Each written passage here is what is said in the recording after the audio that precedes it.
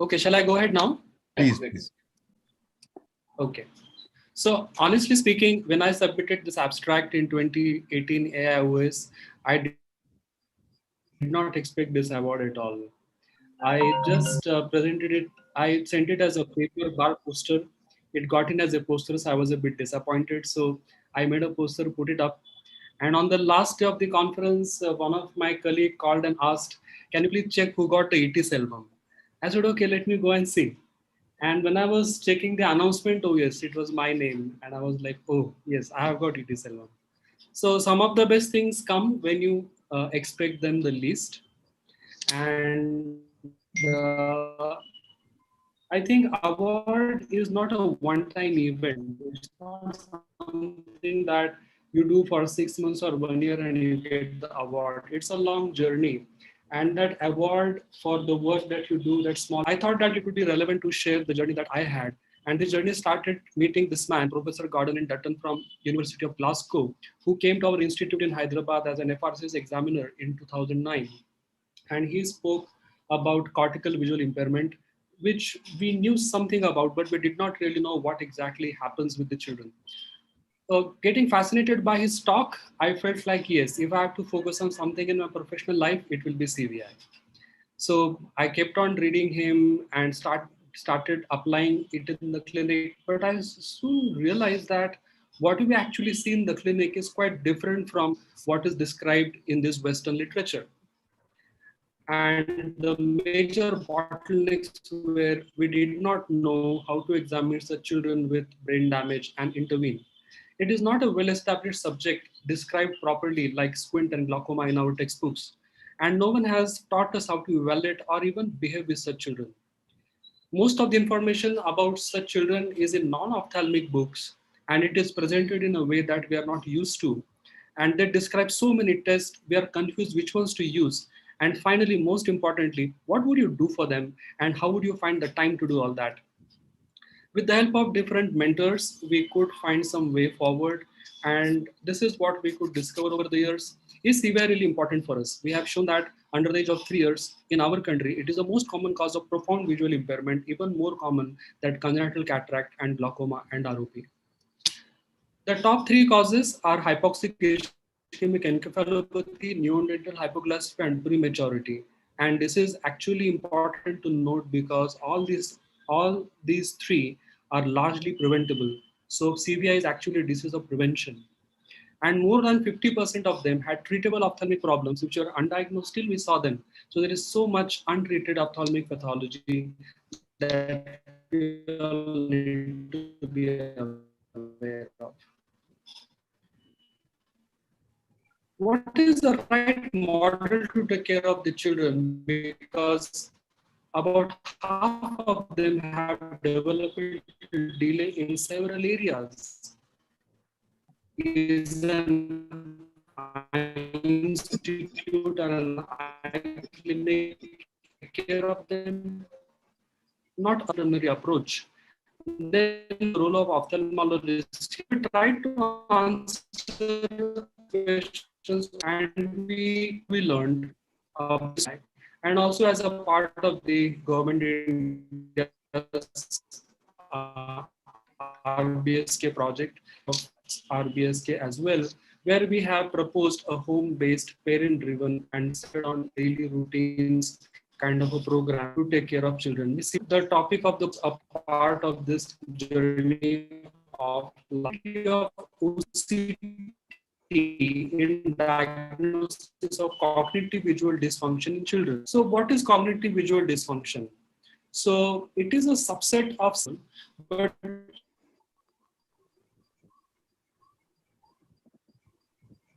it's got some issues with the connectivity. Sunil can you just give a cue to Niranjan? I think, let us get on with the discussion. If Niranjan can join in, Amit and Shikha, would you like to please discuss? Yeah, Niranjan's paper is indeed a winner. I don't know why he was doubting it. It's because of the novelty of the concept. This concept, we all know that the visual information starts from the eye, reaches the occipital cortex in the brain, and then it's kind of integrated in the associated areas to develop what we call cognitive vision. That's what Niranjan was explaining, what the cognitive. I think he is back there. He'll explain Yes, what's yes. cognitive visual Yes. dysfunction. Yes. Sorry everyone, it's raining heavily over here. So that's why there's disturbance in the internet. I hope it continues now. Now it's good. Go ahead, Niranjan. So broadly, the CBD is divided as dorsal and ventral stream dysfunction. So for that, we need to have a little idea. Sorry, I mean, don't worry, I won't take you through so much details. But after the primary processing at the occipital lobe that we are taught in our training, beyond that, there is a lot of processing at the posterior parietal lobes, which tells us where the objects are, and processing in the temporal lobes, which tells us what is the thing that you're looking at. So this is dorsal stream and this is ventral stream. And we need a sound vestibular and proprioceptive apparatus to give a stable frame to interpret all these images and a good cognition and motor system to act on the information. So this is in nutshell the higher visual processing. When we have issue with this posterior parietal lobes, that causes the dorsal stream dysfunction, and the children have difficulties in processing multiple stimuli at the same time. They have difficulty in reaching out to things correctly. They have difficulty in performing tasks that involve vision and difficulty in appreciating moving objects. Because of issues with the ventral stream dysfunction, they may have difficulty in recognizing faces, objects, routes, and naming the colors. So what is the issue with the diagnosis of this in our clinics? Basically, the child, caretaker, and even the eye care professional may not be aware of the visual origin of the symptoms. Like the parent brings a child saying that he is not able to find things which are so close and obvious to others. We just don't understand that. And you check the vision, the vision is 20/30, and it cannot explain the child's difficulty. What is the current gold standard for diagnosis of CVD? The only way to diagnose these right now is a structured history taking with the help of several questionnaires. But the practical problem with them is that they have around 40 to 60 questions and time management is an issue.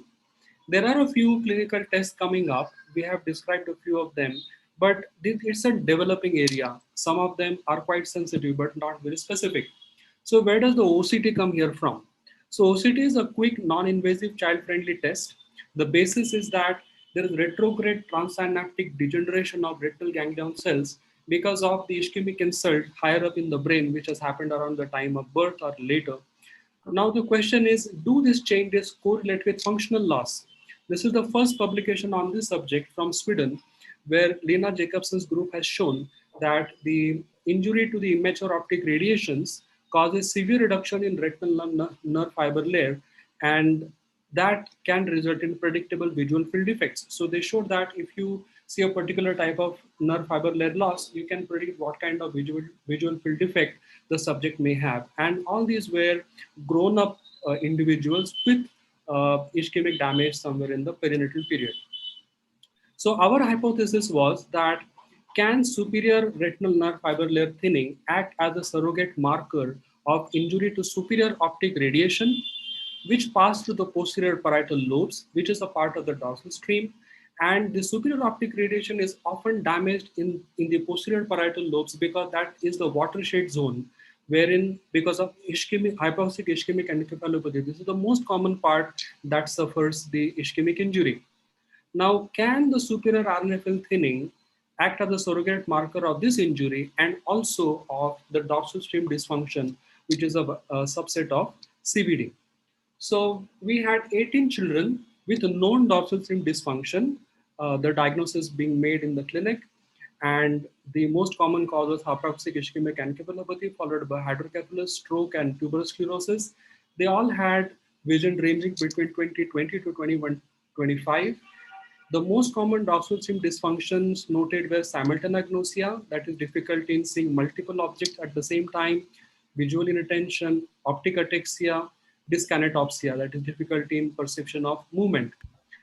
RNFL thinning was seen in all of them. Superior rim was most commonly involved, followed by the temporal, inferior, and nasal rim, and it was normal in 2 patients.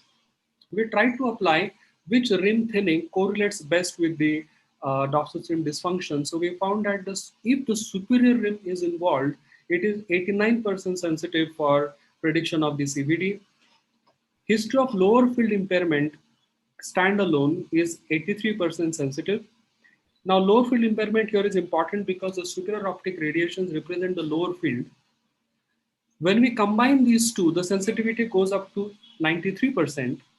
And if children can do a reliable automated perimetry, and we combine that with the RNFL thinning, the sensitivity goes up to 94%, and the specificity for all is at close to 100%.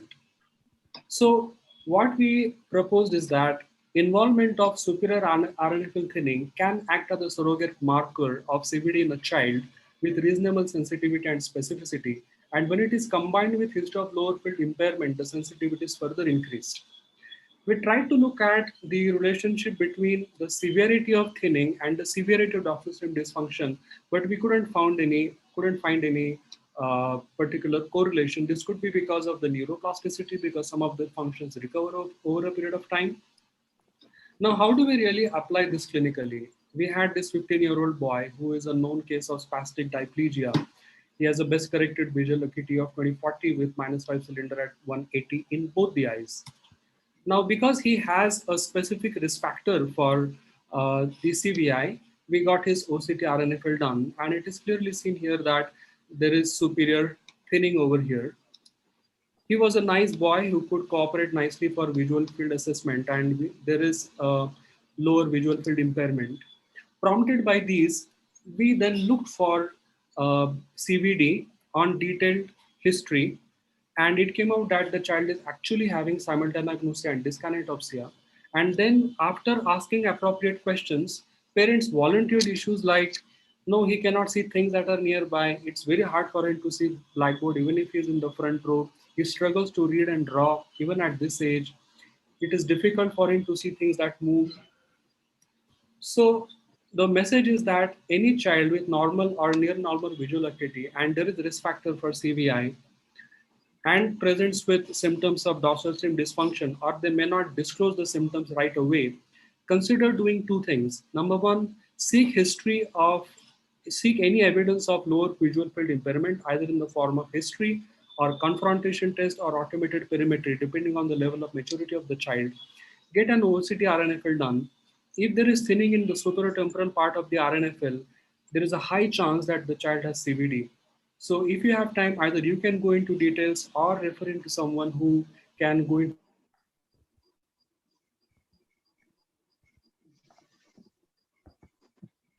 I think we have lost him once again.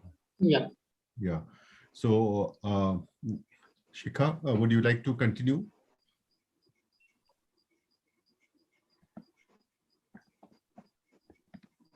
I think it's a beautiful paper, and if you do the Shikha, literature, can you tell us what made it so beautiful? What made the yeah, that's what I'm coming so to. important? That the novelty of concept in this. I wish Niranjan was here. He did mention.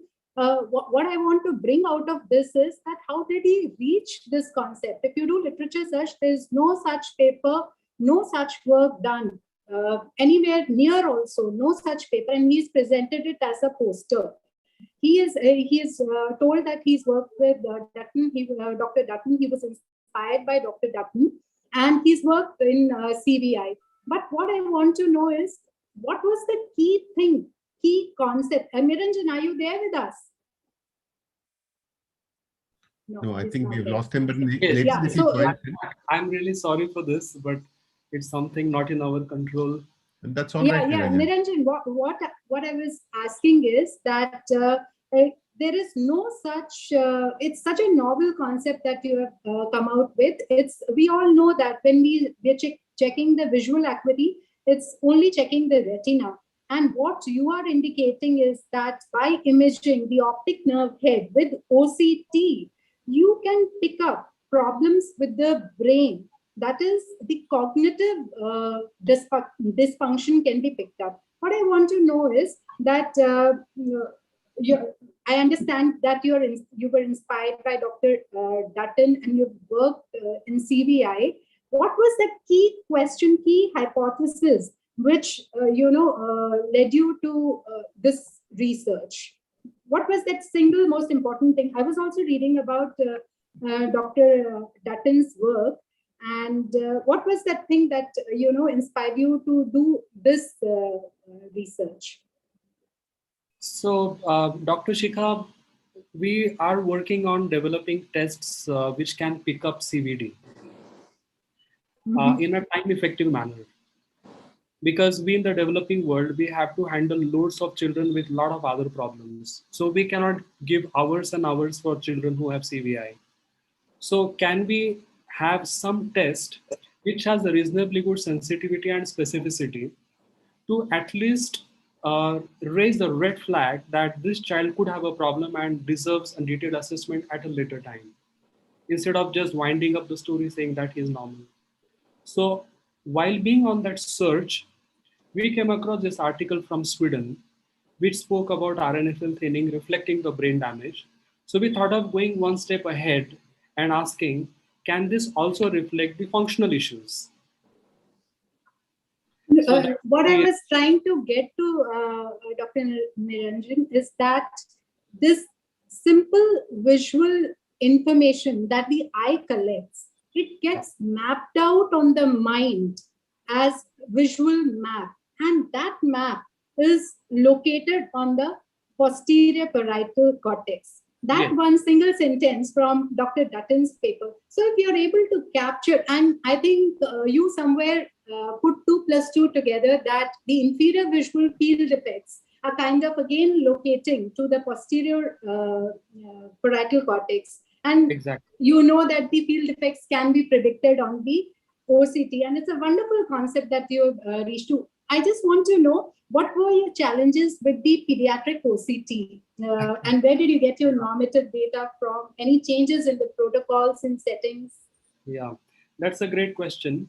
So getting a reliable OCT in the children is very hard. Like, we have selected these 80 children after doing it for about 60, 70 children. So the fixation loss is too high. This decentration error is too much. The signal strength may not be great. So yes, it's not so easy. And it's not so easy to get their visual fields also. So we have developed a protocol to get the fields also done. So there are some modifications that we need to make. Like, say, for visual fields, we don't need a full threshold of perimetry. We just need a screening strategy. Give the child break every 2 minutes because there is visual exhaustion. They need non-visual breaks in between. And about OCT, you need to have some kind of an attractive target for the other eye to make them properly fix, and you can get the exact peripapillary RNFL being imaged. So yes, there is some effort involved. And the normative data? What would you suggest? I mean, like, it can't be put to the masses, like it cannot be used by everybody, because you had taken your age-corrected control, right, to compare. Yes. So we had taken age-matched controls with their OCT RNFL, and we had done their questionnaire as well. But the TopCon machine has age normative data for children. So that's not a problem with TopCon. For which Indian? Yes. For the Asian population. Yes. So, can you Shikha, stop sharing the screen? Can I, yes, can I just butt in? And, I'll ask a very, very basic question. Shikha, you are from an institute where you have to do a lot of clinical work. And Niranjan is also from an institute where you have to, you're hard pressed on clinical work. Where do you find that time for research? Is it allotted to you? Do you have a sabbatical? Do you have a day off for research? Or is it during the time? And Dr. Subhadra Jalali ma'am is also here. So like to hear from you, should research get its slot? Yeah, we have a day off for our research.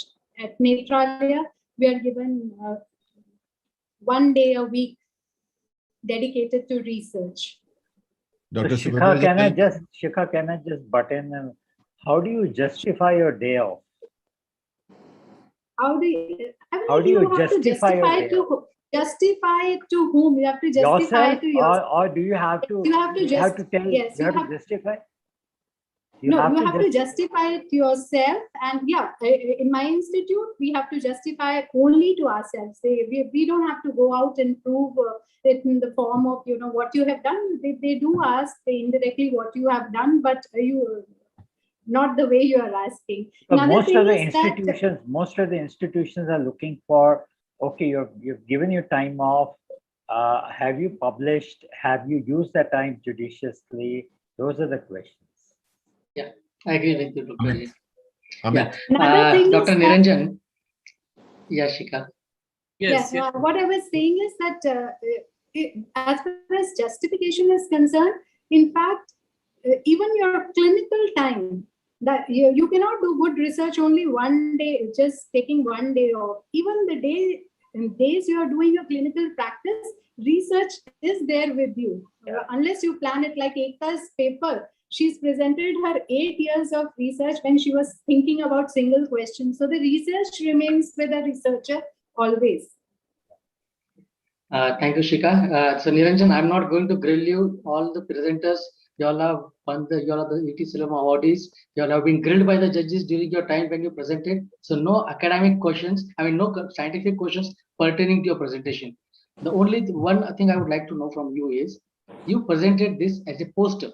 Yeah. The common thing which comes in everybody's mind, for that matter, when I am also submitting, I think whether this presentation of mine is better sent as a paper or better sent as a poster, or it has a 50-50 chance of paper or poster. So for this study of yours, what made you select send it as a poster? I would like some inputs from you to the audience to know when a study should be submitted for a poster and when it should be submitted for a paper. Well, Amit, honestly, I sent it as a paper. My study is something that doesn't have many visuals. It's basically a concept that has been described.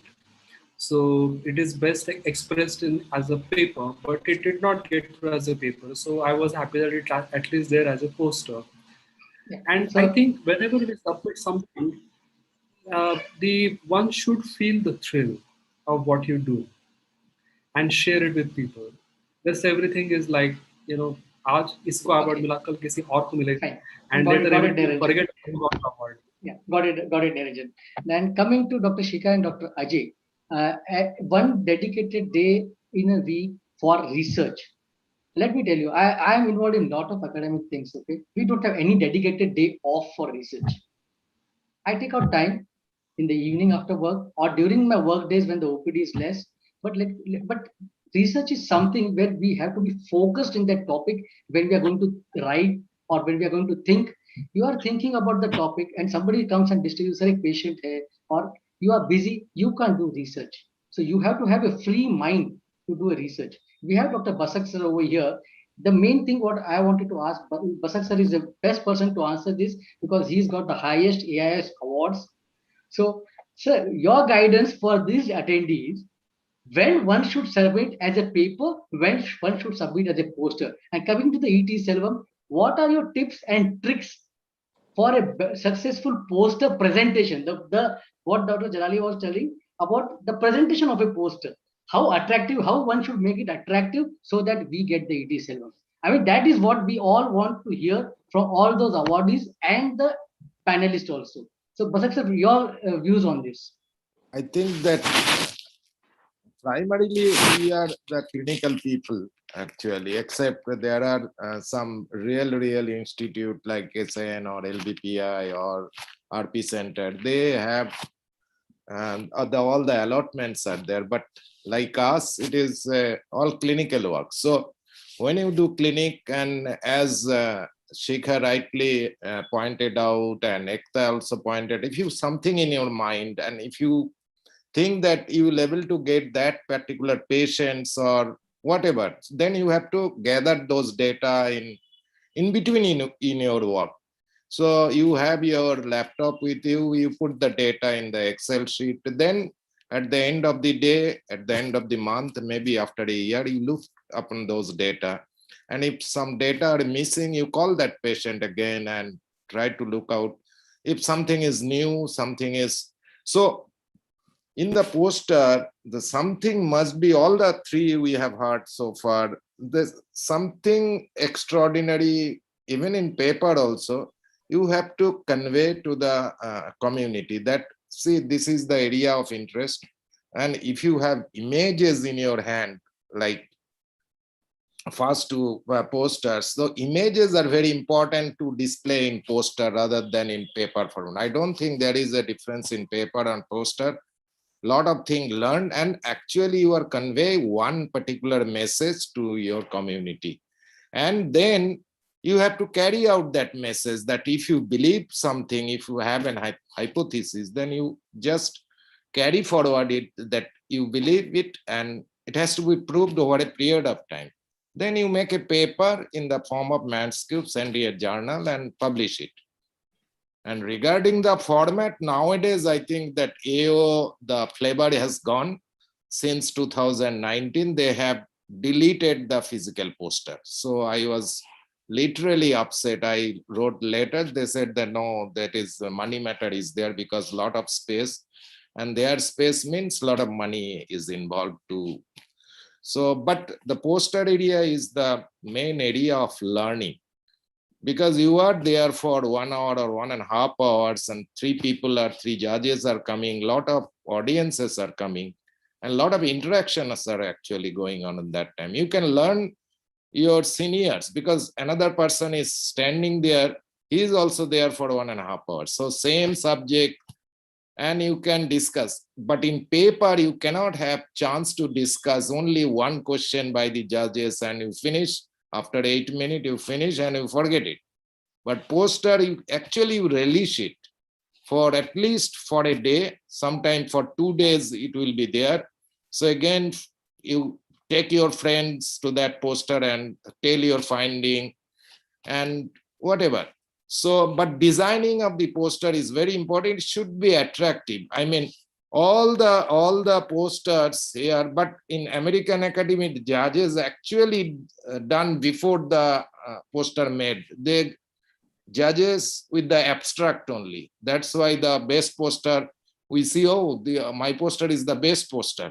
But I didn't know before making the poster.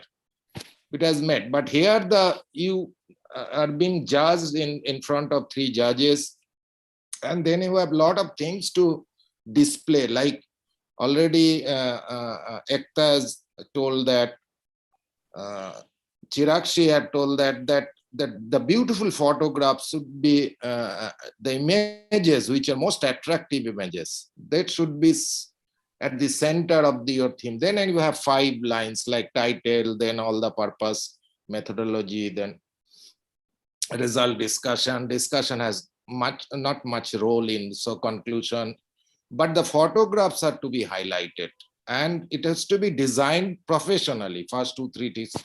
And there are many softwares are there. The Coral Draw is one of the important. So I usually play with the Coral Draw. I know myself. And then you can actually make 2-3 dummy posters and see which one is looking attractive. That's all. So one more thing, when it comes to papers and posters, generally among our AIS members, papers are given more weightage. Oral presentation has been given more weightage than posters. How No, to change that the was mindset of actually our myth. delegates? That is No, that's what. actually a myth. How to change the mindset of our delegates made that by poster the also is equally AIS important. governing body only, because you give marking for all abstract, the top markings go to the paper. The next lot go to the poster. This is the marking system, wrong marking system by the AIS scientific committee. I mean, there should be some options to see. But sir, what I'm trying to ask you is, how do we change the mindset of our members that posters and papers both have equal importance? Why posters are looked down? That agar paper mein nahi hua to theek hai yaar, poster ho jayega. Nahi. Posters, as you said, some presentations are more flyers, the repeated flyers. Scientific committee flyers will be the only thing you highlight. Yes, sir. So the government institutes, they don't fund your travel if you don't have a do some time management here. Yes, sir.